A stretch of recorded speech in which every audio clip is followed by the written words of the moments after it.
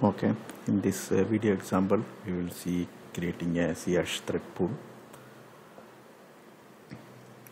Then we will assign task to that thread pool, and finally we will implement thread pool. Then run the thread pool. Yeah, I'll show you a demo using a console window application. All right. Here in the left hand side, I was seeing a thread pool. Thread pool is nothing but collection of threads. So collection of threads in the sense it is already configured. That means the thread is readily available. So in this picture you are seeing the readily available thread. We call this as an ideal thread, which is sitting in the thread pool.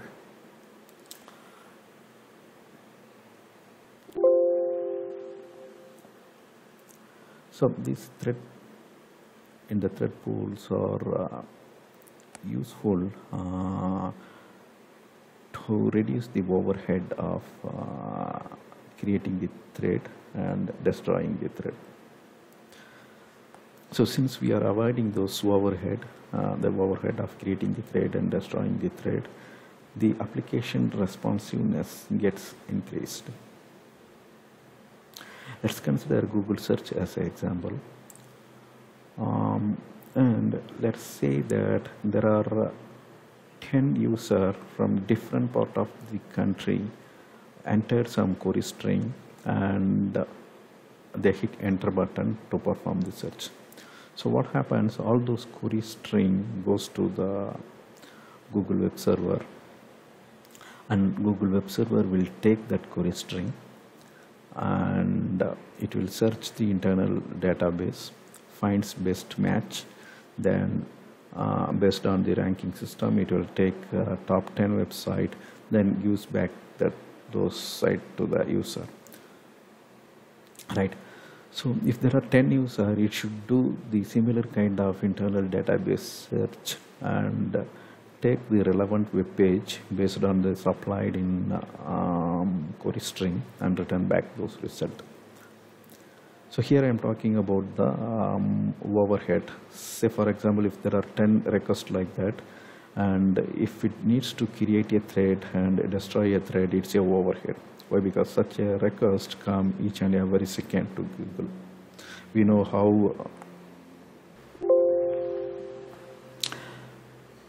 how many requests to Google will get each day, each minute, each second. So just imagine that situation, and so in that situation the thread pool will be very useful. So if there are 7 incoming requests, that's in parallel requests if we consider, then it takes those 7 requests and assigns that to the thread in the thread pool, right? So here in this illustration you are seeing that there is an incoming request, thread is taken from the thread pool, then it assigns the task to the thread pool, and here you are seeing there are 3 thread that is executing the database search. In terms of Google example, the task is searching the database, retrieving the result, finding the best match for the supplied in query string, then retrieving the result. That is the task. So here in this diagram you are seeing that already 3 thread is running those tasks. So that means this is request 1, request 2, request 3 from different part of the country or same part of the country, whatever it is. There are 3 search requests. So Google is doing the database search. Here there is one new incoming request. So it is assigning the task, and so this will get executed. Then once the thread finishes, the task get finished, the thread won't get destroyed. So the thread will be returned to the thread pool. So it comes like this. So a new request comes, readily available thread is taken, then task is assigned to it, then it will perform the task. Once the task is finished, the thread will not be destroyed, it will be returned back to the thread pool. So the thread pool keep on moving. So the returned thread after some point in time come in front and it starts picking a task and then executing it. So it goes like that. So that's how ThreadPool work. Here in our example, we are going. We just created a task function. It's a callback function. That means we supply this function to the ThreadPool task queue. So it accepts an input parameter, which is nothing but an object. So in the main function, we actually pass an integer. So what I'm doing, I'm converting that to string, then forming a string. So if it is a thread number 5, then we will be seeing thread 5. Then we are printing that thread 5 along with the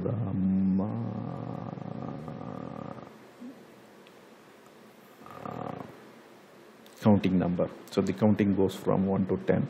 So we are printing the thread name, then we are printing the count number.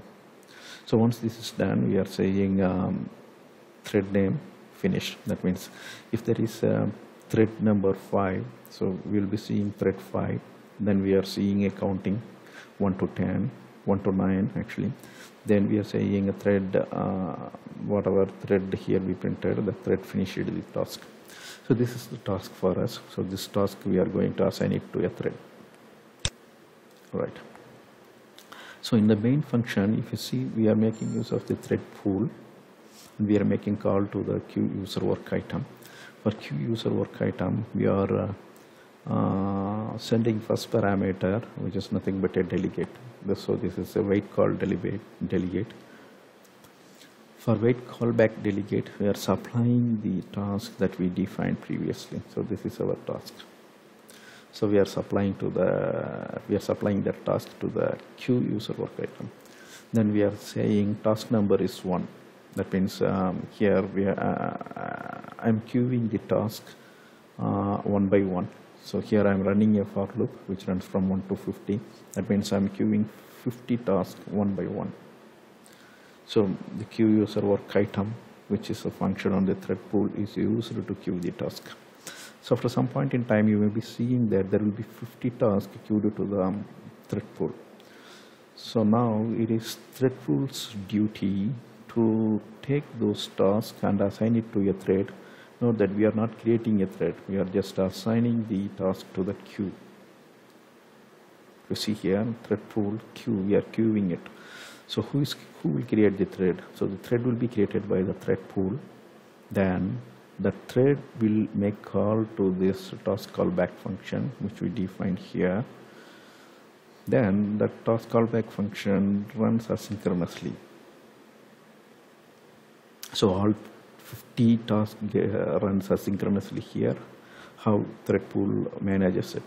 Okay, that we will experiment through the implementation. We will see how it works soon. So here in the main thread, I am asking the main thread to sleep for 10 seconds so that we can see some of the action performed by this ThreadPool. So the proper way of implementing is through thread synchronization or thread communication mechanism through events. That is altogether a separate topic. So here we will see the thread action by simply asking the main thread to wait or sleep for some time, so that when main thread is sleeping, this task get executed and we can see the output generated by the task function in the console window while it is sleeping. Right. So let's go ahead and implement this ThreadPool. First we will create a console application.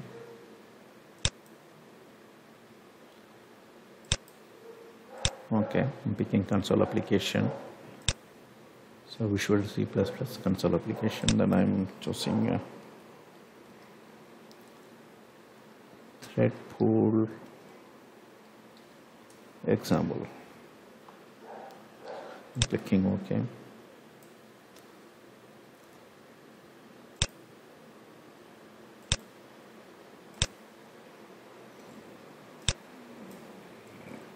So it creates a console window application. So first we need to include the required namespace. So here I'm including the namespace first. So this namespace will allow ThreadPool functionality. So the ThreadPool is available inside this threading namespace. Now we will define our task function.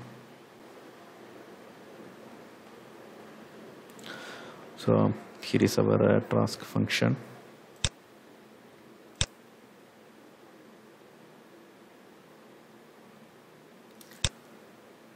So here the task function takes thread number as input parameter. So when we are queuing the item, we are actually going to pass an integer. So I'm converting that to a string.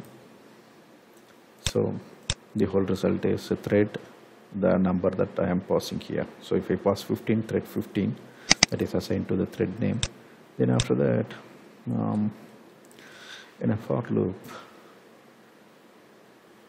I'm running a for loop that runs from 1 to 9. Then it prints thread name. Thread name is appended with the integer. So say for example thread 15, then it will start printing thread 15.1, thread 15.2, thread 15.3, like that. So at the end, once the loop is finished, I'll be seeing thread 15 finished, like that. So here we defined our task function. The task does nothing but counting the number, and it prints those counted number. The counting is happening in a loop that runs for 1 to 9. So once the task is finished, we may be seeing it printed. It accessed the console output window 9 times to print the number. So also it accessed the console output window to state that it finished its job. Whatever task is assigned to it, it finished that. So it indicates that in the console output window by printing the job finished. So this statement, right? So now we have our task method. Now we will queue this task inside this main. So this is our main thread. In our main thread, we will queue this task. So we'll create 100 tasks, or we'll create a 50 task, and we will queue it to the ThreadPool. So if you see here, I created a for loop that runs from 1 to 15, which is already explained in the slide. So I'm making call to ThreadPool. Then I'm asking the QueueUserWorkItem over QueueUserWorkItem function. After that, for that function, I'm passing a delegate, and the delegate looks for a function that returns nothing. And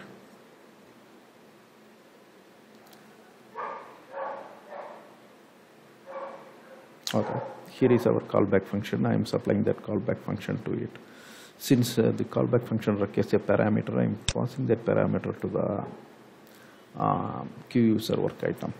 So what happens? So for QueueUserWorkItem, I am giving a delegate as well as I am giving the parameter.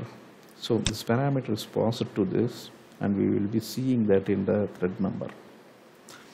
Right. So the loop runs for 50 times. That means we are queuing 50 tasks, and those 50 tasks, since that goes to the thread pool, a thread is assigned to each task. So each task prints the number 1 to 10, 1 to 9. I mean. So all those tasks runs asynchronously. And here we will examine how the thread pool maintains. Does it run all 50 tasks all together, or does it assigns 5 tasks? How it treats that, how it handles these 50 tasks. Let's see how this is going to work. First, let me run. Note that the output may not be similar. So if you run the example multiple times, you may be seeing different result. But you will see that all tasks get finished, and you can also observe that the thread takes those tasks and assigns a thread to it. So you may be seeing some task running in parallel, and at the same time you may be seeing that all 50 tasks get finished by their thread pool. So let me copy this path.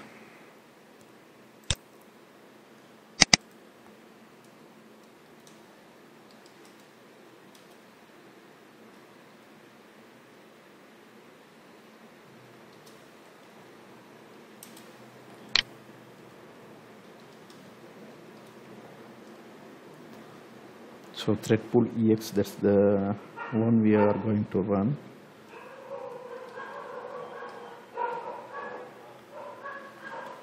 Okay, we'll run this. So take some time. If you see, we defined a 50 task, and if you examine the output, it had taken the task and it is running it. So for example, let me stop at some instance. Let me go back to the first line.